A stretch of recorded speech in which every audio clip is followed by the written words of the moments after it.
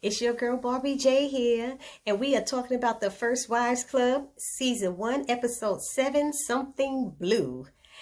And I'm sorry I'm uploading this late. I usually have it uploaded by like at least 2 in the morning, or the night of, or the morning of, but I had a busy day, had to get up early for meetings and running errands and stuff, so forgive me. Now let me give my shout out to those people in my comments section who have been holding down my channel. I want to give a shout out to the new people who have joined the commenting section and the old people who are still hanging in there with me. You know, Barbie J is so glad to have you guys, and all of this back and forth with this pandemic and being home alone. You guys are like my friends, and y'all keep me busy and occupied, and I thank you all for all the comments, all of them, whether good, bad, indifferent, whatever. I love you all. Thank you, thank you, thank you. And before I do all the shout outs, if you have not subscribed to my channel, please subscribe now. Please hit that little red subscribe button over there, and then hit the little notification bell so I let you know when I upload a new video, which is usually daily. I do at least one a day. So please subscribe to my channel, share, help build it up for me. Thank you. So now my shout outs go to, you know, some of these are new, some are old. Brandon Bradley, Lamont Simpson, Ray J. Love, Bobby Ray, Celine Breeden, Jennifer Calhoun, Ty Harrell, Tia Devine, Usha Morrison, Tiffany Harrell, Cornelius Brackens, Isaiah Hill, Shanice Says, Cynthia Judkins, Marlene Ramsey, Justine B., Letitia Allen from Jamaica, yay, Letitia Cat Eyes, Rosa Johnson, Patricia Longcrier, I'm sorry, aka Miss Trish from South Jersey, hey, and Perfecto Chico, Miss KB Brackens, and Miss V and Karen Wilson end it off. So thank you all for your comments. Now let's get started. Now this episode, I really didn't care much for this episode, even though it's a good show and it was a good episode. I didn't care for it that much. There was a lot of dream sequences going on where it kept flashing back to when Ari got married. I gotta try to keep my head down because I don't like that light ring. I can see the lights in my glasses and it's driving me crazy. So, Ari got married today. Was getting married to David. That's what the flashback in Sag Harbor. And we meet her dad and her mom. And who's her mom? Miss Vanessa Williams. What was she? Miss America? Miss Vanessa Williams, first black one, whatever.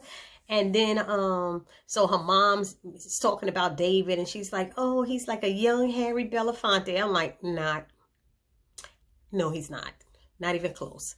Anyway, so we learned that her mom never cared much for a lot of her friends that she hung out with in law school. She said they were like vagabonds and stuff, and especially that one Wesley whom Ari dated. I don't know if her mother knows she dated him, but she said he looked like he was homeless all the time. And she's like, Mom, be nice because he's coming to the wedding. He's opening up his own restaurant. Mommy, please. So we could show that her mom is like really like, you know, those rich mothers who pushy and tell you what to do and stuff. And she was telling her she couldn't have a drink and all this stuff. Anyway, so then we see that David's mom is white. I didn't know that. So I guess his father's black. But they didn't show his dad that I saw. So she thinks about, as Ari is in Sag Harbor, she's thinking about the pre-wedding dinner. You know, when Bree got up and gave a speech as her maid of honor. It seemed like Bree was her maid of honor. And she gave a speech and you know, when they toasted and stuff. And then she finished her speech and the best man was supposed to get up. Here comes Hazel jumping up to her. I want to say something. I want to say something. You're not the maid of honor. You don't get to say something. And first of all, she was dressed. She came with this hot red long leather jacket coat on or something. And they're like, this how you showing up to the event? You shouldn't even be looking like that.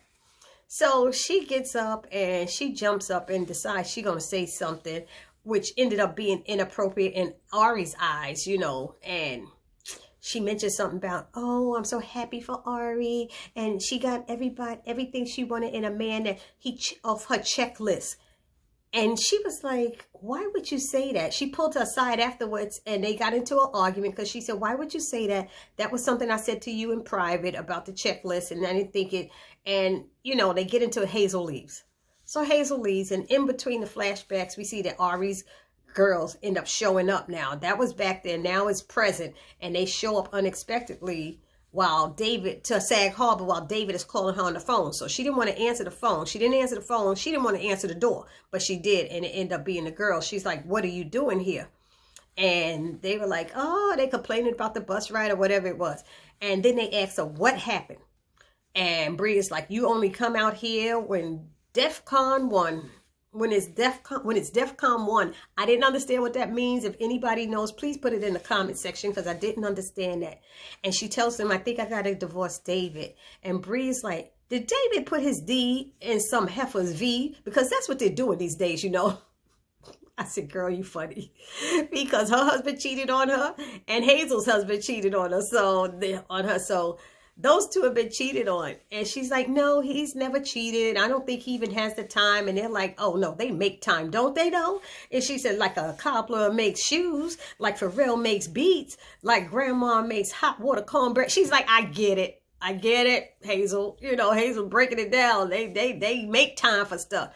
So she explains their issue in the bedroom and the fact that he doesn't do things that make her happy or things that she wants to do, you know. So then it flashes back again to her college days with Wesley and them hanging out together, partying and stuff, and her up on the bar tops dancing and everything. And then she's on the stage with these drag queens and she's doing splits and dances with them. And at one minute went down and she just stayed down there, and he hurried up and got her. Wesley ran up there and got her.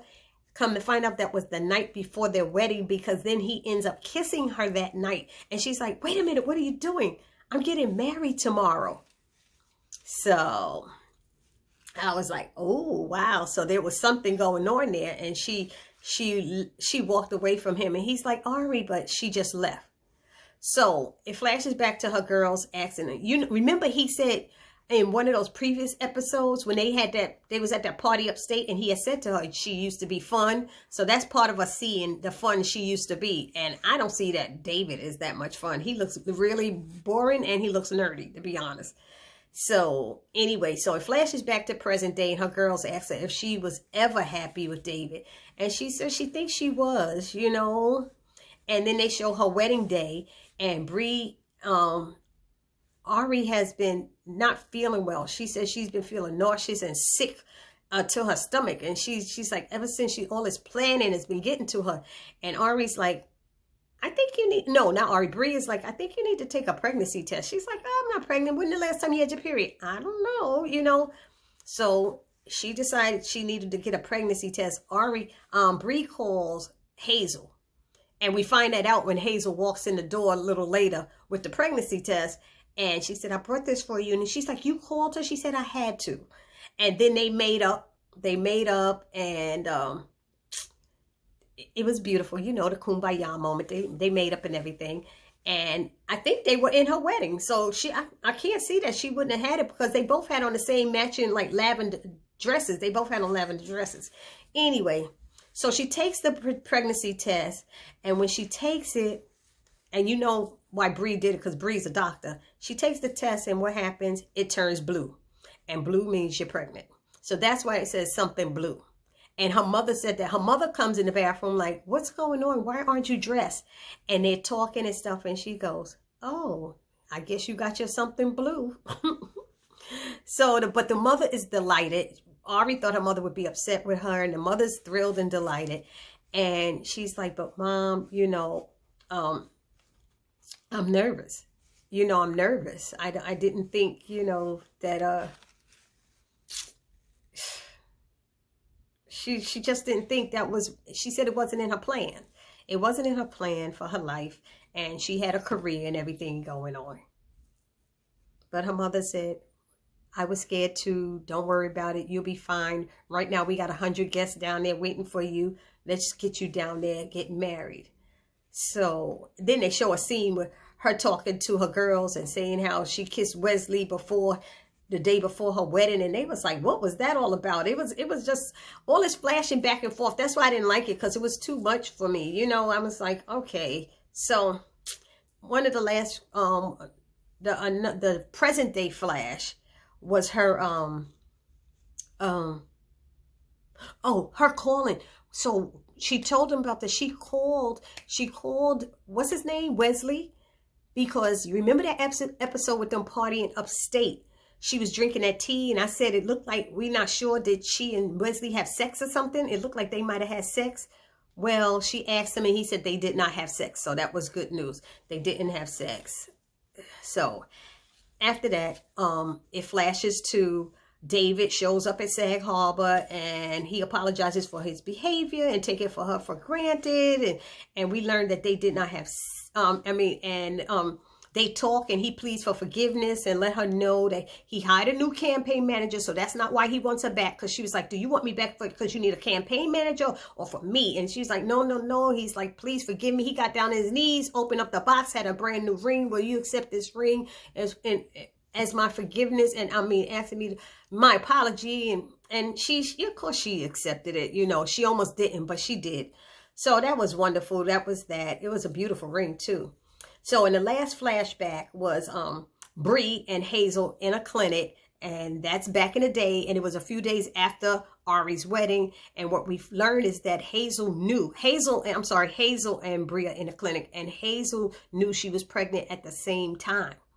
But Hazel decided to get rid of the baby and abort it because her husband Derek already had a kid with another woman that he didn't want to take care of, and it was all of this issue going on. And then Ari showed up, and so it was the three of them there, and she was happy that Ari was there, and she was scared. She didn't know whether she really wanted to have the abortion, but she did. But as y'all know, one of the stipulations that was in her prenup that we heard about a few episodes ago, was that she had to have a baby for her to get that money if they divorced. And she never gave him a child. She ended up having an abortion. So that was something else. I was like, wow, you see how things come full circle? And she never paid attention to her contract and all of these different things, these prenups. And that's what happened. So that's how it ended. It's only a half an hour long show, so I enjoy watching it. Y'all let me know down in the comment section what y'all think about this show and in the review. And I'll see you in the next video. This your girl, Barbie J, saying peace.